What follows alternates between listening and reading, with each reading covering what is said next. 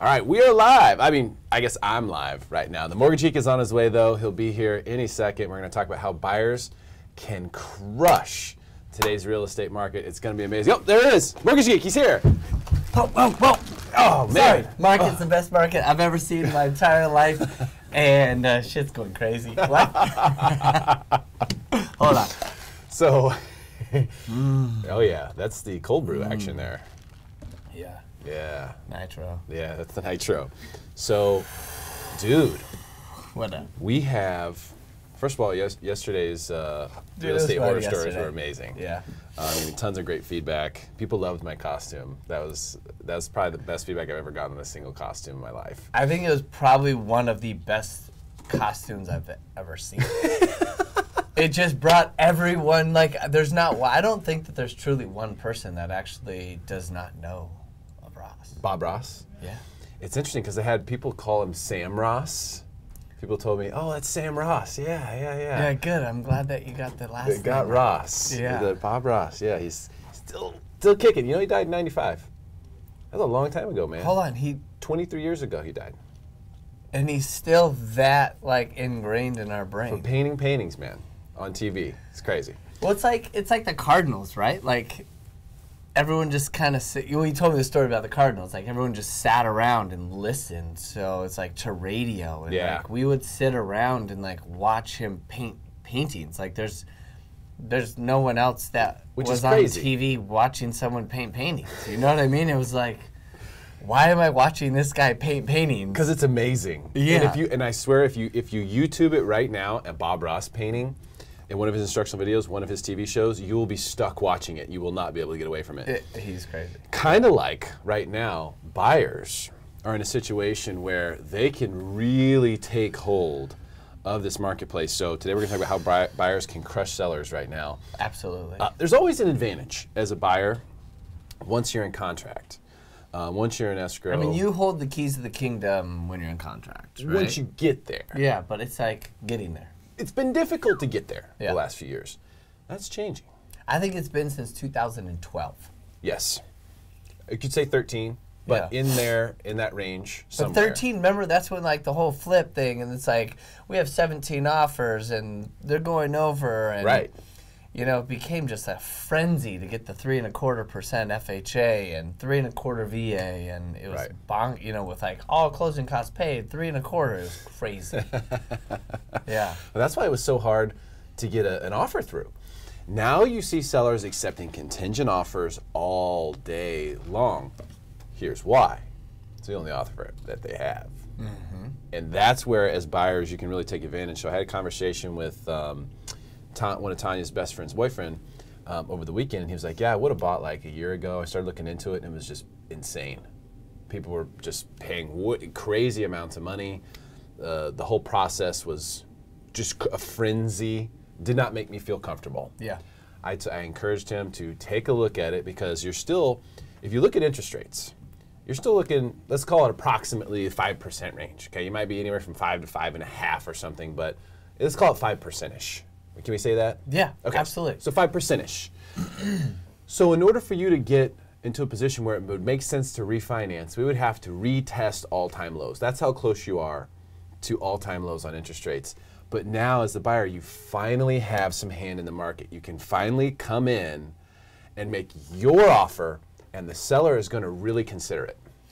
I mean, I agree. So, first day on the open house, a house right up the street from mine. I mean, it literally had like 6-foot ceilings. I'm not even lying. Like, it was like an A-frame style house that was built 40 years ago. And by the time you got to the window and the door, my head was almost hitting that ceiling, right? So like we're talking, but it was like a great lot. First day, I wrote an offer. I wrote an offer for $150,000 less, and they got back to us immediately and was like, all right, we're thinking about accepting your offer. Mm-hmm. But hold on, we're going to wait like a couple days. So a couple days, and then they sent a counter and said, oh, one other offer came in. Are you going to willing to match it? Then I matched it, and we signed. And then I told them, like, hey, I'm bulldozing your house, right? So, like, and build. And the other people are saying, oh no, we're going to live on the legacy of the home.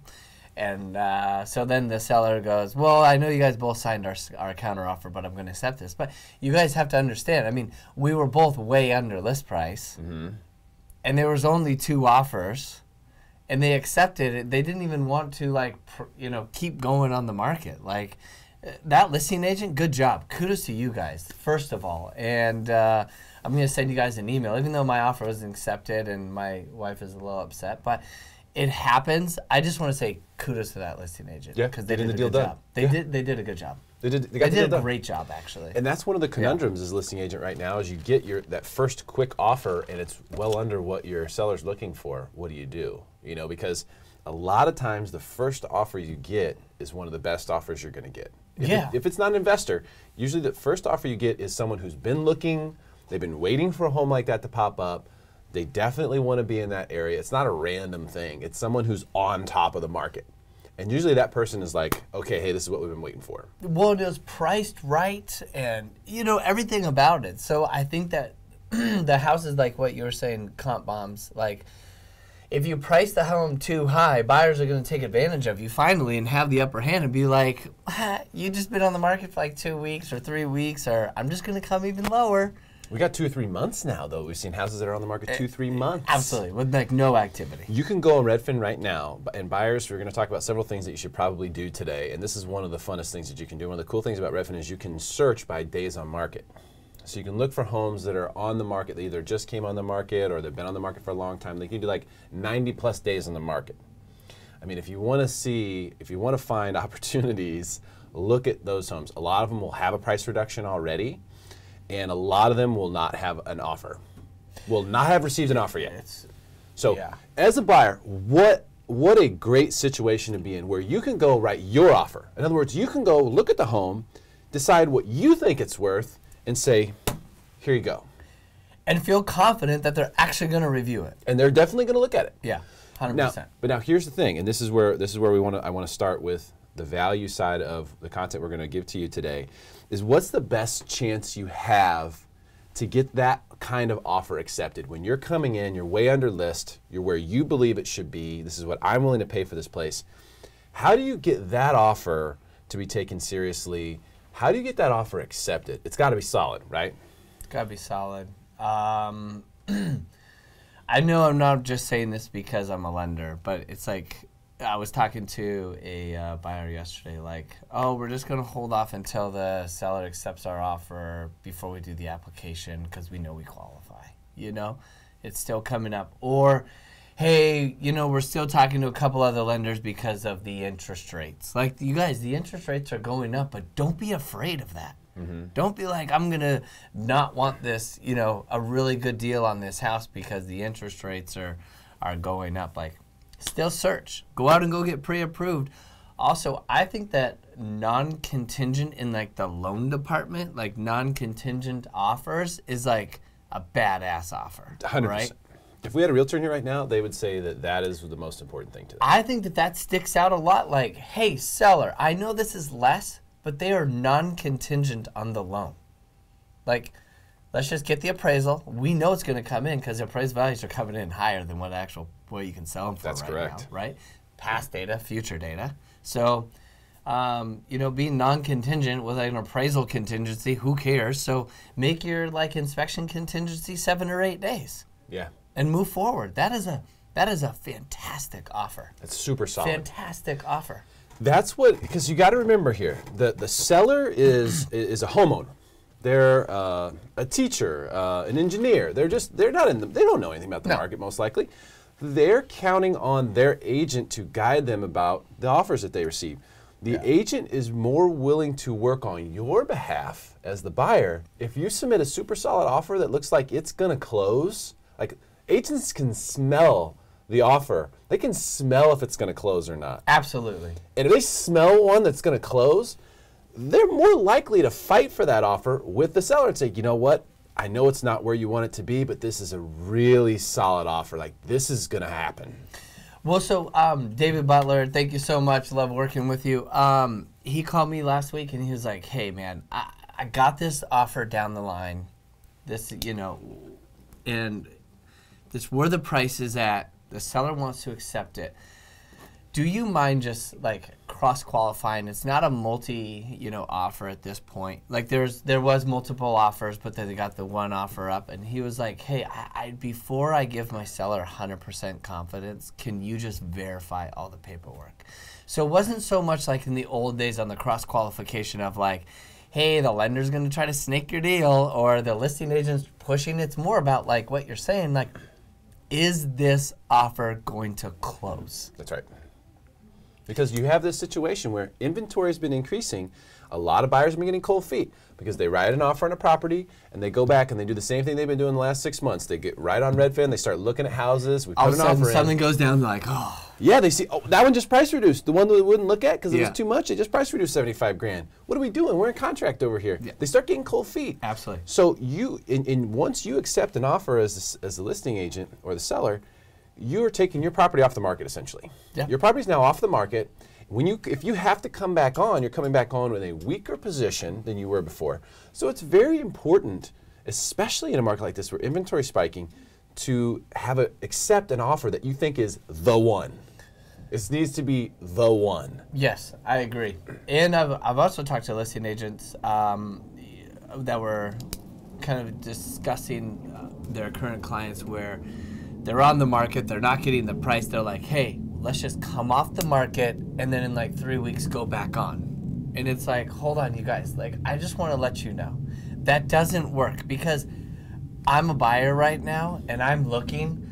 We know what properties come back on. You're not fooling us, right? And I'm like, oh, they came back on. Okay, cool. I'm going to even go lower. Yeah. You know exactly where they're at. Exactly. You can't hide that stuff anymore. No, you cannot. And I went on to Zillow the other day, and I put in the zip code and I put in the price range. And I used to get, and I think you and I were talking about, I used to get like maybe 5 or 6, And I was just like, ugh, on the same property, seeing it. I had like 43. I went back and I was like, hold on, did I price something out wrong? Did I put in multiple zip codes? And I started to realize that, no, I actually had this much options to choose. That's real inventory, bro. And I was like, the market's back to normal. Yeah, we could say it's normal, which is great. Normal is great for buyers, Yeah. especially in comparison to what you've seen. If you've been discouraged as a buyer, these are the things we're telling you today that you should do right now to take advantage of the market. There's an opportunity to take advantage of this market as a buyer. If you put in a solid offer, which, by the way, if you are well qualified, that's great. But no one knows that until it's formalized. So I totally get it when people are well qualified, they make tons of money, they have money in the bank, they know they could get a loan, saying, hey, we don't need to jump through these hoops. Yeah. But do it anyway, because when your lender is able to put that in your offer that you're sending over, that, hey, this is no loan contingency, pre-approved here's findings, everything's clean. And if you can also put in a nice chunk of earnest money. Yes, that's a big deal. It's a big deal. The listing agents love to see that. It helps them sell it. Hey, listen, they put $20,000 EMD. Yeah. They're serious. They're going to buy this place. If we accept this offer, they're going to buy it. I mean, I just was thinking about this morning on how to make my offers a little bit stronger. I want to put in like 5 or 10%. If you do that, say, here's my lower offer than what you're wanting to sell your place. But someone looked at another place, right? And they're like, yeah, we're going to list it around price X. And I was like, wonderful. Where do you guys think it's going to sell? And they're like, oh, no, we're pricing it here so we could sell it down here. Mm-hmm. And I was like, wow, you guys are actually now talking about that direction. Like, I thought it was so interesting. It is. And they're like, oh, yeah, we're just putting it up here because we know we're going to sell down here. And I was like, wow. Like, what a change in tone. Mindset is completely changed. It's completely changed. I was meeting with a very good agent, well-respected, just really, really good agent yesterday. I won't mention his name just because of the information he shared with me. But he has 11 listings right now. He said none of them are moving. His whole goal for this week, his sole goal was to get a price reduction from every single seller of 5%. I mean, yeah, go for it. He has to. Has to. You want to sell the homes or not? Yeah. So he's sitting there going, okay, I have 11 listings. I have no action. I have no offers. I have to get on the phone and I have to start talking to sellers about what's going on in the market. I have to pull up data. I have to start sharing information with them about what's going on, what the competition looks like, because the competition's shifting. When inventory spikes like this, every new listing that comes on has the advantage of having seen all the other stuff first. Yeah, absolutely. So they come in a little bit lower than everybody else, going, hey, listen, you really want to sell this place? We got all these on the market here, 649. We come at 639. Yeah. The same house. Then we'll look better than all them. And the next one is going to come. Then the next one comes in 629. Remember we were talking like 6 months ago. We're like, hey, if you don't price it right, this is what's going to happen. Is when you think that you're waiting till the top of the market to sell, it'll be too late. That's right. And that's what happened. Because everyone's like, oh my God, the market's here. And now it's like, no. Now now you're in competition. And now you're in competition with so many people. There's some people who are really super savvier than me, who No way. sold in 2017. I'm telling you, sold in 2017, and they're already looking to buy back in again right now. Yeah. So, and that was like the perfect move. I mean, 2017 was just hot A to Z. There wasn't a bad month in 2017. And then, coming into this year, we also had really good months this year as well. Yeah.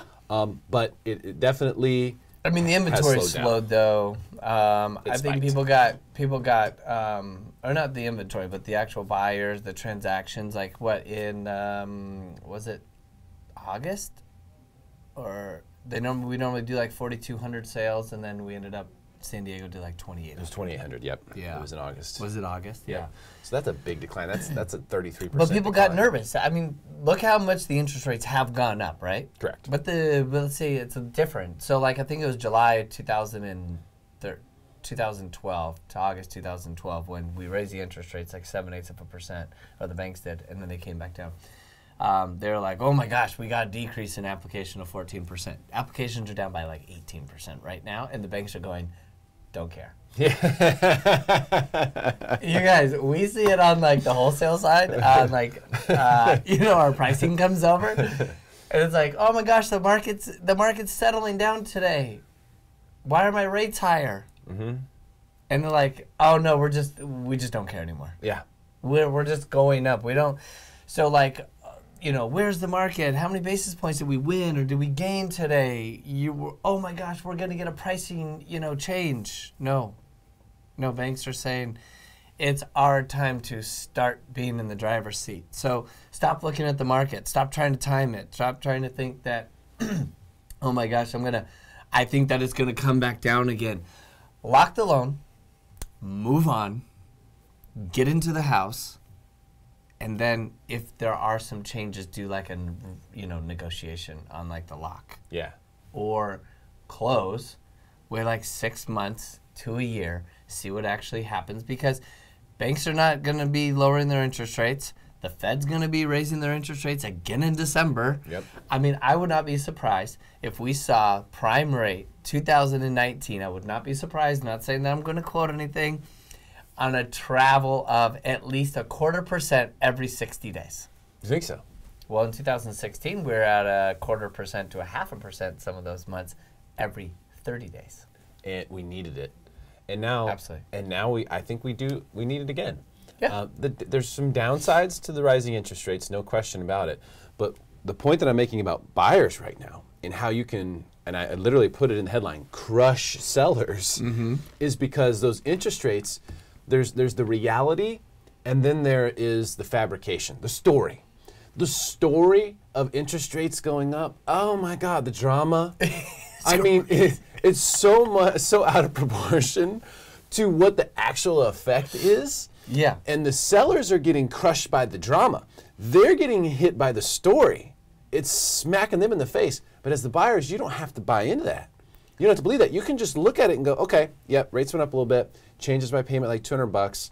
I'm not going to pay. Not even. Yeah, so I'm not going to pay $575 for that anymore. I'm going to pay $545. Yep. And I'm going to go back and say, hey, you know what? The interest rates are going up again. That's right. And you got to take my offer $50,000 less. My rate's gone up like 3/8, and it's going to go up again the rest. And then they're going to be like, oh my gosh, this is scary. I got to accept this offer. Ladies and gentlemen, interest rate does not change the payment all that much, and if you're so worried about it, well then why don't you just accelerate your principal payment and change the effective interest rate of your loan, which is way more powerful than some note rate. The note rate is essentially the maximum rate that you're going to pay. If you hold it for all 30 years, this is the amount of interest that you're going to be paying. Correct. You can go get a 5% right now, and especially if you get paid bi-weekly, you can chop that rate in half over the life of the loan. Absolutely.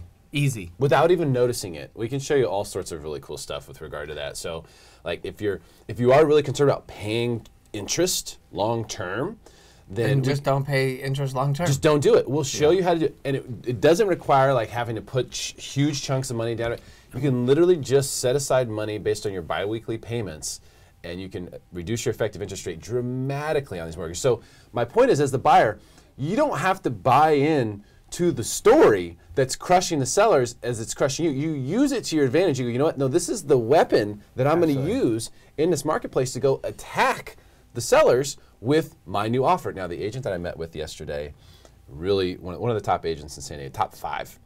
And he was giving me some great information. What he was saying, and going back to these sellers, is how he's going to educate them was by using an interest rate chart and saying, when you were thinking about your home being worth this much, this is where interest rates were. This is where they are today. So let's look at what a payment for someone putting down, 10%. What would their payment be based on that? And just kind of show them. So if we're going to get the payment to be the same, your price needs to be down here based on where interest rates are today. And that's a genius way to educate your sellers about the cost of home ownership to the buyers, because buyers are payment shoppers for sure.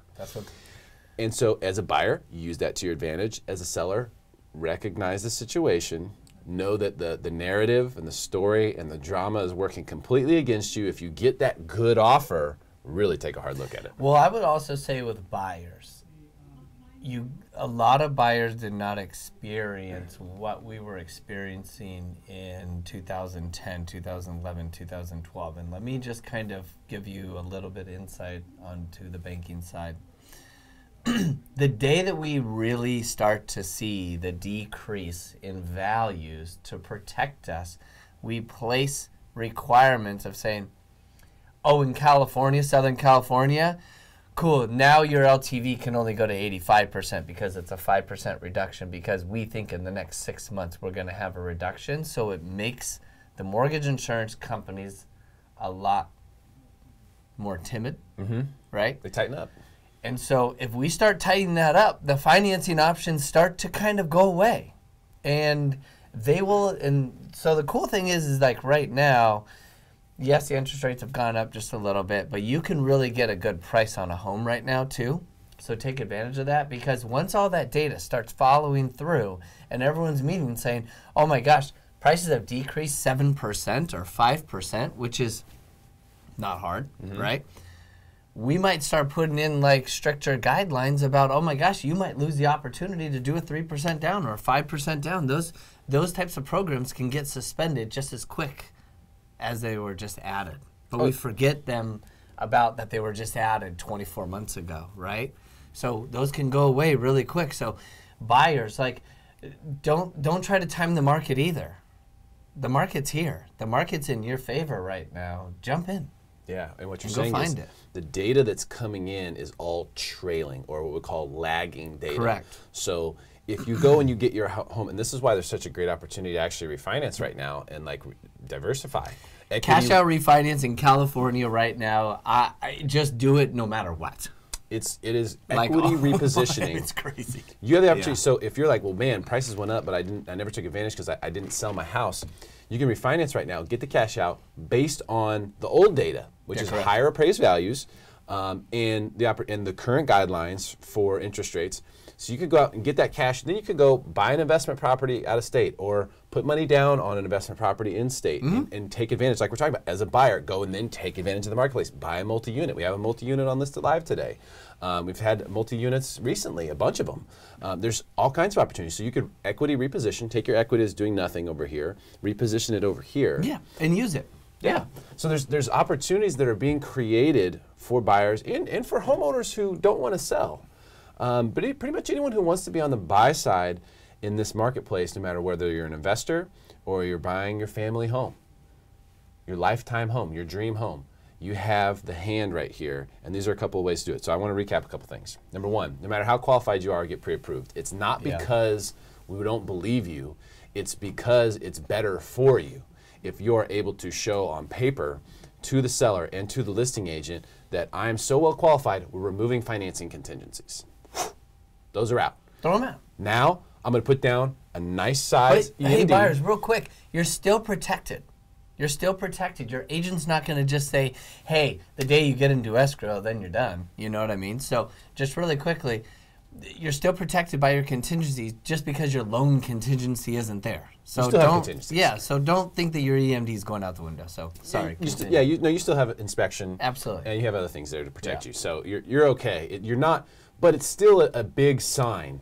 It's a nice give. Absolutely. To the seller. To the seller side. Hey, I'm coming in here because your other offers, they have this way out. I'm taking this off of my plate. Yeah. And I'm putting down a huge EMD. I'm going to put down, if you can put down 5% EMD, that's great. Remember, your earnest money deposit goes towards your down payment in escrow. So that money is just money you're putting down anyway. Go ahead and show it up front. Here, I'm willing to put this down here on this offer. Now your lowball offer doesn't look so lowball anymore because it's the only offer they have and it's a strong one. Yeah, correct.